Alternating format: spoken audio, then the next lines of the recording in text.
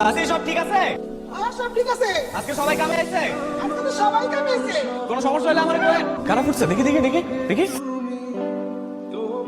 চলো তোমার ডেটল লাগাই দিই। সমস্যা নাই, সাইরা যাইবো। তোমার নাম কি? বুঝলি?